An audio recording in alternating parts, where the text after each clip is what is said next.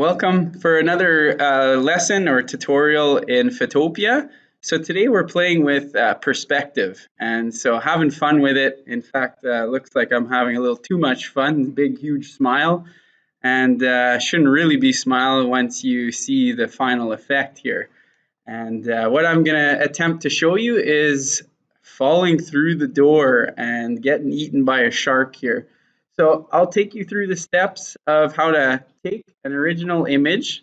And really all it is I'm laying on the floor and holding on to the edge of the door frame. So once you've taken the photo, import it. You go File, Open, and you can access your downloads and import any image you'd like. So here was my original photo, and I would hit Open. And so I'll have the same image come up again. So I'm going to close that tab because I already have it. And the first thing I'm going to do is rotate this image. So I'm going to go to Image and Transform. I'm going to rotate it 90 degrees clockwise. So here we go. That's it. Now I have a little extra, I don't know, I just don't want this recycling bin to be in my image. So I'm going to crop that, use the crop tool. And select that area. Use these guides, cut this down a little bit. I could even rotate that to straighten out the image. Play around a little bit here. In fact,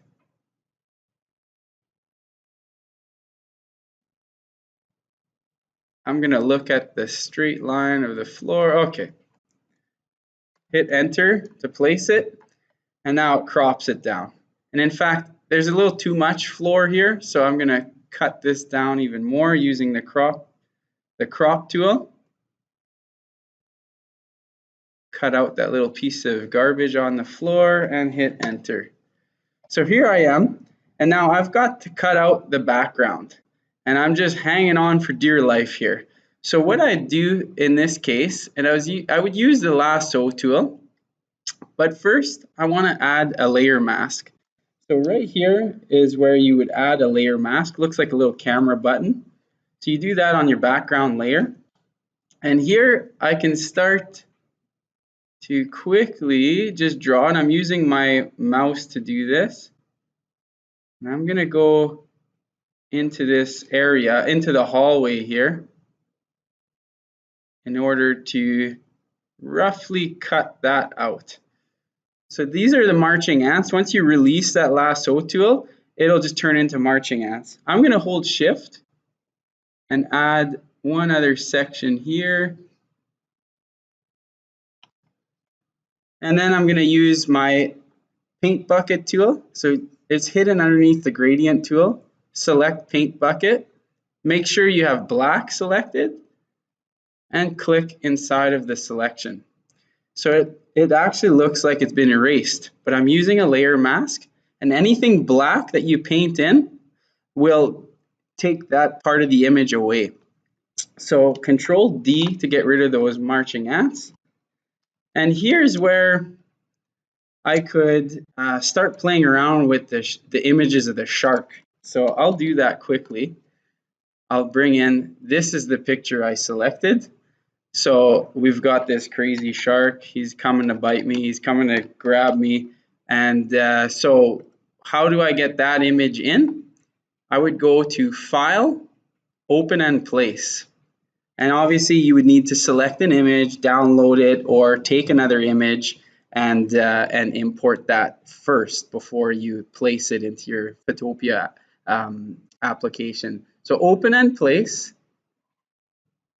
Now I got to find that image, and it's animals aquatic right here. If I open that, it's going to come in as a different layer. And it might take a moment because my images are a bit large. So here I've got the shark. I can move it because I'm using the move tool. And I'm just going to drag that below my background.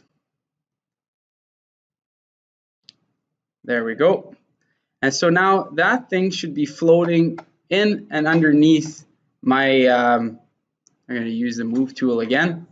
So I can place and position that shark wherever I want. First, I'm going to go edit, free transform, then I can rotate that shark sideways. And if I hold shift, I can expand that image. I don't want to go too big, but definitely place that shark around there so it's coming right underneath me. And I'll hit enter to place it. Now you'll notice it's a little bit laggy, it's a little bit slow. So if this happens to you, I would suggest to check your image size. So go to image, image size, and then here if I check pixels or inches, wow, that's big. I've got 30.26 inches. So that's way larger than 2 feet in width. So I'm gonna change this to 8.5 inches in width. Excuse me. And I'll change my DPI to 150. I'll hit OK. So this should optimize my performance on the computer, or in your case on your Chromebook.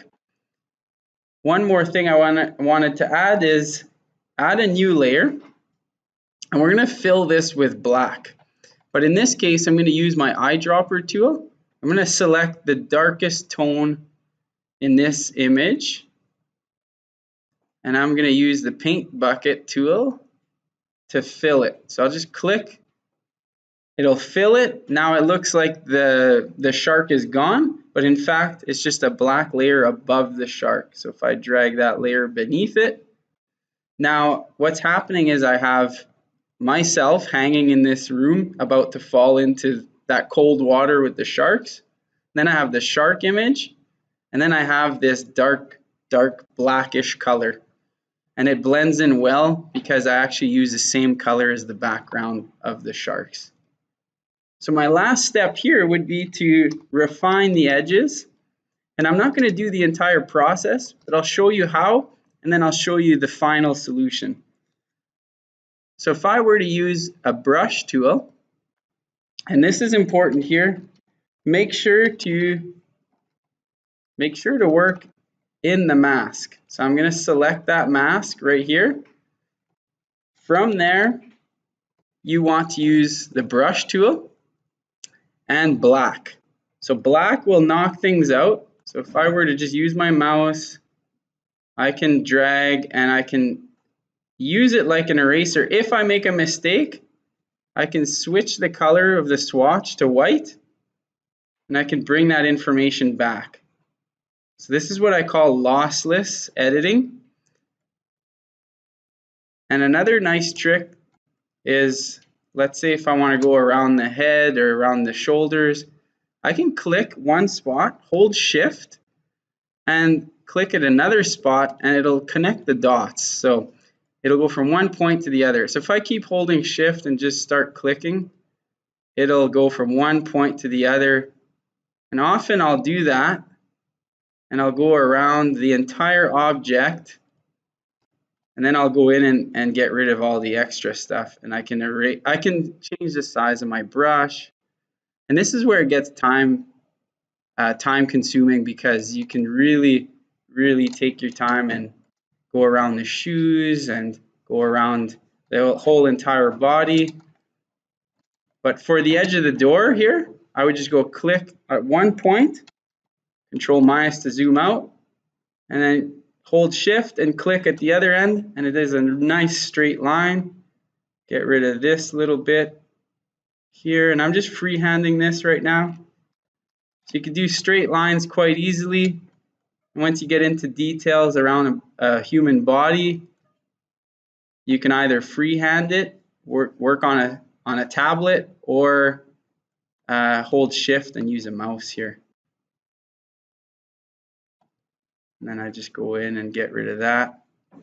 One last tip here is if you don't want the edges to look too rough and sharp, I would click on using a feathered brush, and usually about 60% hardness what that will do is it'll give you like a softened edge.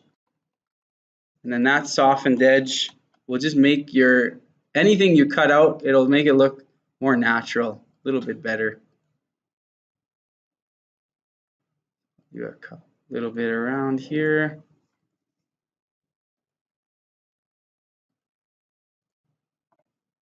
Go up to the head here and the shoulder.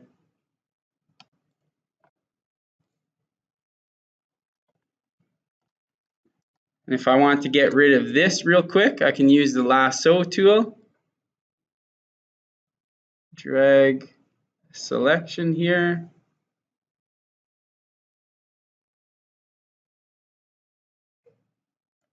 And then if I use my paint bucket tool, fill that with black. And here I'll have to multiple click because it tends to, so if I click on all these little pixels, it'll pick up on those shades and it'll get rid of all of that information that I had earlier. So you can see there's more work to be done, but this is the process. If you go around the edges, you can mask out this entire image and you would reveal whatever is underneath. And I can always move this content because it's in a different layer. You can scale it, rotate it, and my end result ended up looking like this. And so I'd like you to try it. Give me some feedback. Let me know if you have other ways of approaching it. I added a photo filter to this image at the end, but feel free to play around with it, mess around with colors. And at the absolute end, make sure to save your file as a PSD. Once it's saved, you have that as a backup. Then go and save it as a JPEG, and that's a most common image to use, especially if you don't have any transparencies. So thanks for this. That's it for this tutorial.